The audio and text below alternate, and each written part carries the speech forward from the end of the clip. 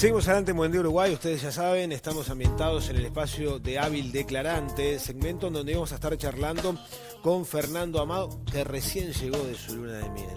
Bienvenido, felicitaciones por la boda, por muy el amable, y por este muy momento. Amable. Muchas gracias por invitarme. A ver, diputado, uno cuando se va de luna de miel, ¿logra desconectarse de lo que es la realidad del Uruguay, de los temas políticos, de la agenda? Mira, a mí me pasaba que tenía mucha dificultad para desconectarme. Porque Florencia te escondió el teléfono. No en esta situación, sí, históricamente, digamos, ¿no? O sea, me costaba muchísimo desenchufarme, me costaba mucho incluso en receso parlamentario, sí. Viste que es bastante largo, enero, febrero, estando de vacaciones, quizás no en ningún lugar de la costa, estando incluso en Montevideo, me costaba desenchufarme. Pero es una de las cosas que Florencia me ayudó a cristalizar, sí. Digamos, y a lograr. Puedo desenchufarme, ahora en la luna de miel me desenchufé bien. Los primeros, viste, 3, 4 días, seguís como pendiente de lo que está pasando. Después te desconectás y después cuando ya sentís que se viene el retorno, empezás a enchufarte de vuelta. Claro, para estar ayornado. ¿La convivencia dentro de un hogar es similar a la convivencia en el Parlamento? No. No es cuestión de hacer concesiones, de admitir las diferencias, las discrepancias, de llegar a consensos. Bueno, eso quizás se ve más, ¿sí? En los hogares y menos en el Parlamento, sí, ¿no? Lamentablemente. Sí, yo creo que la situación política en el país hace un tiempo está como una especie de política hinchada, yo le llamo así, ¿no? En donde, bueno, uno dice una cosa, otro dice otra y ninguno se reconoce recíprocamente nada, ¿no? Yo creo que ahí es la gran oportunidad que también tiene mi partido, el Partido Colorado, de poder ser un puente entre dos expresiones políticas mayoritarias, que hoy son el Frente Amplio y el Partido Nacional, que para el Frente Amplio está todo bien, para el Frente Amplio de 2005 hasta ahora, digamos, todo ha sido espectacular y el Uruguay está mejor que nunca. Y para el Partido Nacional, todos los días plantea una situación casi de crisis, ¿no? En el Uruguay. Y es ni una ni la otra. Y ahí yo creo que está el rol del Partido Colorado de, con objetividad, con coherencia, con honestidad intelectual, digamos, criticar al gobierno cuando hay que criticarlo duramente, apoyarlo cuando hay que apoyarlo y tener una postura, yo diría, mucho más centrada. En un momento escuché unas declaraciones que hacía referencia a que la primera administración de Tabaré Vázquez fue la mejor después de la dictadura. Lo que implica compararla con las dos administraciones de Sanguinetti, una de Jorge Valle, gente de su partido. Sí, yo creo que en realidad... yo lo que me refería más bien, me acuerdo perfectamente la circunstancia de esa pregunta. No dije que fue el mejor gobierno, lo que digo es que fue un gobierno en el cual notoriamente hubo una cantidad de reformas muy importantes y que tuvo un ímpetu muy fuerte que logró nada más y nada menos que completar o yo diría hacer honor a una cantidad de promesas políticas que había hecho el Frente Amplio en la campaña. Era un desafío muy grande, era la primera vez que llegaba un partido que no era el Partido Colorado o el Partido Nacional del Gobierno, por tanto tenía un desafío muy, muy importante en el desempeño del poder, y logró hacer una cantidad de cosas. O sea, uno podrá estar de acuerdo o no con las cosas que hizo, pero hizo una reforma tributaria, hizo una reforma de la salud, hizo el plan Ceibal, en el tema de derechos humanos entró a los cuarteles, encontró restos desaparecidos, instaló de vuelta la negociación colectiva, los consejos salarios, una cantidad de cosas que yo creo que marcaron una tónica y un ímpetu muy fuerte en que el Frente Amplio en ese momento llegó no a administrar la realidad, sino a cambiarla, como había prometido. Cosa muy distinta a lo que está haciendo ahora, ¿no? Cuando uno escucha que el presidente Tabaré Vázquez del exterior dice que va a hacer una rendición de cuentas para un año, es la prueba más demostrativa de que este segundo gobierno de Tabaré Vázquez, tercer gobierno del Frente, está mucho más administrando la diaria, ¿no? Que teniendo proyectos ambiciosos de cambio y de reforma, ¿no? Ahora, esas declaraciones, o ese tipo de declaraciones y otras, ¿generaron muchos tirones de oreja dentro del partido? Sí, pero lo que pasa es que mi partido, yo entré en el 2001, ¿no? Sí. Y mi partido del 2001 hasta la fecha, ya quizás antes sufría de eso, tenía un reflejo, yo diría, de meterse adentro de sí mismo. ¿no? Y un reflejo que también venía de haber ostentado el gobierno durante muchos años, de liderazgos muy fuertes, muy encerrado en sí mismo, con mucha soberbia por muchos momentos. Yo creo que fue una de las cosas que la ciudadanía le penalizó al Partido Colorado, la soberbia desde el poder y la soberbia desde la prédica política, el alejamiento de una cantidad de, yo diría, de áreas en las cuales el Partido Colorado y sobre todo el vallismo siempre históricamente había estado pendiente, había estado atrás, había sido bandera del vallismo, y era natural que cualquier voz disidente, cualquier voz que planteara, yo diría, una visión distinta a la de los fuertes liderazgos de Sanguinetti y Jorge Valle, y todavía si era joven, en un país en donde ser joven a veces es un hándicap negativo, y sobre todo en política, bueno, era significado de tirón de orejas, claro, ¿no? O de este atrevido que viene a decir, ¿no?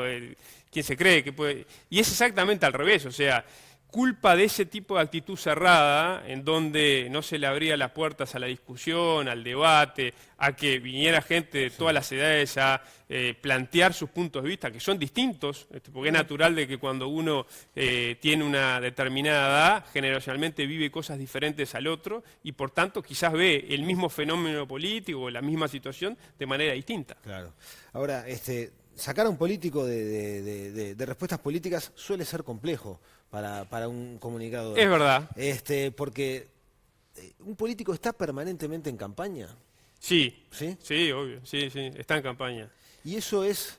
Te van a decir que no, pero está en campaña. Está en campaña. Claro, pero a ver, no es... yo reivindico que esté en campaña. ¿Y es genuino eso? Ah, sí, yo reivindico que esté en campaña, porque yo creo que la política no es una cosa azafral, ¿tá? Es decir, un ejemplo de estos días, ¿no? Bordaberry anuncia el fin de su carrera política o su carrera electoral. Bordaberry es un ejemplo de, digamos, un ciudadano que abraza la causa política por un tiempo y después se retira, ¿no? Es decir, fue un momento de su vida. Está perfecto, tiene todo el derecho del mundo. Yo lo vivo diferente a Pedro, hay muchos políticos que lo vivimos diferente a Pedro, en el sentido de que abrazamos la actividad política capaz de los 17, 18, 19 años, y no la dejás hasta que te morís. Es decir, toda la vida. Militás toda la vida. Entonces, un político que no está en campaña, pero no en campaña desde el punto de vista terraja, si se me permite la expresión un poco fuerte. ¿Cómo es una campaña terraja? ¿Cómo es una campaña Y bueno, terraja? Si siempre estás a la búsqueda de la chiquita, del votito, ¿no? Es decir, en campaña electoral yo... Demagogia, hacer demagogia. Claro, buscando el aplauso fácil, la postura fácil, tratando de... Sí, y sobre todo, digamos, buscando siempre el voto en el sentido, por eso, más lineal, Ahora, ¿no? Entonces hay mucho político terraja acá en el Uruguay. Ah, yo creo que sí. ¿Sí? Sí, creo que sí. Yo creo que hay una gente falsa... compra. Bueno, lo que pasa es... Acá hay varios mitos, ¿no? En el Uruguay hay varios mitos, ¿no? Y uno de los mitos que también yo creo que existen es que en el Uruguay, si bien tenemos un sistema político que se diferencia notoriamente, por suerte, de algunos sistemas políticos de la región, tampoco estamos tan excelentes. Y nos merecemos, o la ciudadanía se merece, y nosotros como parte de la ciudadanía creo que tenemos la obligación de hacer mea culpa, hacer autocrítica, mirarnos al espejo, ¿no? Y la gente tiene que también, muchas veces, darse cuenta de que nosotros no somos otra cosa que igual que ellos, es decir, somos parte de la sociedad. Ahora, y en eso de ser político las 24 horas del día, toda la vida, y en esa definición que acabas de hacer de la clase política en nuestro país, ¿cómo puedo entender y asimilar, por ejemplo, el gesto de las máscaras en la fiesta de tu casamiento?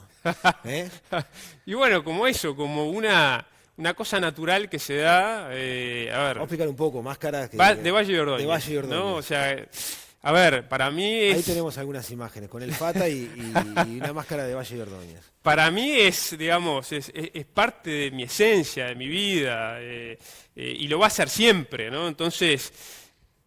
Pasarán los momentos, yo soy diputado, podré ser más en política, la política me abandonará, no me votarán, me votarán.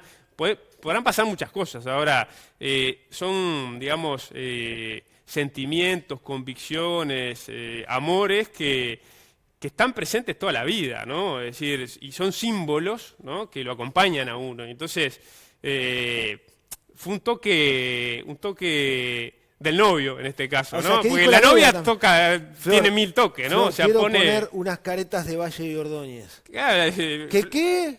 ¿Cómo fue la respuesta? No, fue una concesión bastante sencilla porque también como ella manda, ¿no? Ella manda. Y claro, como ella manda, las concesiones siempre habían sido de mi parte. Bien. Entonces una pequeña concesión, casi que yo diría light, no hubo problema. Y ahora, hablando de caretas. Hubo hasta blancos que se pusieron ¿Sí? la careta. ¿Hubo blancos que se pusieron? ¿Sí? Connotados blancos ¿Qué, del por interior. ejemplo? No, eso no lo puedo se da cuestión de revisar las imágenes. Pero, por ejemplo, hablando de caretas, ¿el político uruguayo más careta? Qué dureza es. Porque esta careta fue a modo de homenaje, de reconocimiento, de tributo. Sí. Pero está el término ¿qué careta? Para denostar a alguien también.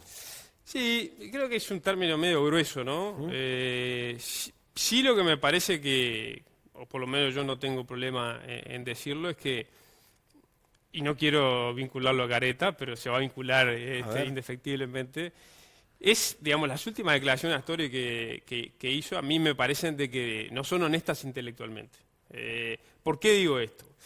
Porque yo venía hace unos meses o hace un par de años, me entrevistaban y yo les contaba las batallas que estaba dando dentro del Partido Colorado y usted me podía decir, bueno, pero vos estás ahí adentro. Y yo te podía decir, sí, bueno, estoy dando la batalla, pero las pierdo. ¿Qué querés decir? Soy un pigmeo, soy un diputado en tantos, tengo 30 y algo de años, es natural que las pierdas. Ahora, en este caso, me parece que cuando Astori plantea, digamos, sacarse la culpa de una cantidad de situaciones o decisiones, cuando él es uno de los tipos, de los 3 personajes políticos del Frente Amplio con mayor peso de hace 30 años en el Frente Amplio, hace 20 y pico años en el Frente Amplio, y ni hablar de que llegaron al gobierno, un hombre que no solo tiene el peso electoral, o ha tenido peso electoral, sino peso político, que todos reconocen como garantía en el Frente Amplio para llegar al gobierno, tanto es así que cuando llegaron lo primero fue irse a sacar, o antes de llegar, aquellos mensajes con las fotos con el Fondo Monetario Internacional y Astori como garantía para llegar al gobierno. Entonces, que critique el gobierno anterior cuando él era el vicepresidente, está bravo, ¿no? Está bravo comerse ese sapo, ¿no? Quedó clara la respuesta. Ahora, hablando... No digo que sea careta. No, pero la aclaración fue oportuna. Volviendo un poco al tema de quién manda, Florencia, Flor sería una buena primera dama. Sí, esa es Michelle. Michelle Obama. ¿Es Michelle? Siempre bromamos, ¿no? Porque vamos a las asambleas de ballistas, orejanas y ella la saluda más a ella que a mí, ¿viste? ¿Sí? O sea, es una cosa surrealista. Pero es verdad. Ella tiene una simpatía natural que hace que rápidamente la gente entre en confianza y eso lo he constatado yo mismo y por eso hasta en bromo, porque a veces en esas asambleas del sector o en actos del sector le piden fotos a ella, ¿viste? ¿Sí? O sea, es así, digo, es un dato objetivo de la realidad. Por si alguno sabe, es colega, periodista, productora, y puede terminar involucrándose en política. No, ella tiene en ese sentido muy... Porque dicen que Michelle puede ser candidata en Estados Unidos. Y bueno, capaz que después andás a ver, nunca se sabe. Podría ser muy buena. ¿Sí? Sí, podría ser muy buena. ¿Qué te enamoró de Florencia? Bueno, esa simpatía es una cosa muy, yo diría, muy fácil, es un arma muy fácil para enamorar, ¿no? Pero acompañada de una sensibilidad muy, muy grande, ¿no? O sea, es muy sensible. Y eso a mí me enamora, pero además de enamorarme, me ayuda a ver, digamos, desde otro lugar muchas cosas, ¿no? Cosas que pasan, que uno a veces, por eso la política es una actividad muy dura, que obligatoriamente te hace meterte corazas arriba, porque si no, realmente no aguantarías mucho tiempo. Claro. Y tener al lado una mujer que es muy sensible, digamos, en términos generales, a mí me ayuda muchísimo a equilibrar, ¿no? Esa coraza que hay que dejarla a un costado muchas veces para involucrarse mejor en los temas que importan. Sos hijo de un militar.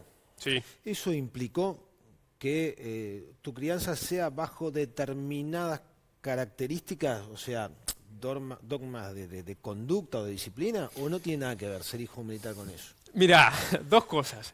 La primera es que, digamos, la imagen, ¿no?, que pueda haber desde afuera, más porque mi viejo, digamos, tiene una imagen de un militar duro, sí, porque fue un militar duro. Uno puede pensar, bueno, en la casa se vivía un régimen militar, ¿no? Y un padre muy estricto y muy... No. En mi casa, no te digo libertinaje, pero digo bastante anárquico, ¿no? Las botas quedaban afuera. Sí, quedaban afuera, pero además había un grado de libertad, ¿no? Bueno, que en algún sentido... de repente explica también que el hijo le haya salido tan distinto, ¿no? Y que por momentos capaz que se pregunte, bueno, ¿cómo salió tan distinto, ¿no? Ideológicamente, políticamente. Pero eso se respiró siempre en mi casa. Incluso una cosa que a mí siempre me llamaba mucho la atención para bien, era que la misma libertad que me dieron a mí cuando empecé a salir a bailar, etcétera, etcétera, que la verdad a mí mi hijo nunca me preguntaba dónde iba, cuando volvía nunca me preguntaba ni me pedía explicaciones. También creo que hacía confianza porque sabía que era responsable, no caía en cuatro patas, una cantidad de cosas. Bueno, de hecho no tomas alcohol. No tomo alcohol, pero la misma libertad que tuve yo, la tuvieron mis dos hermanas, ¿no? Que en una sociedad machista eso cuesta entender, y si vos le pones todavía el ingrediente de militar duro, desde afuera pueden decir, no puede ser, y sí fue así.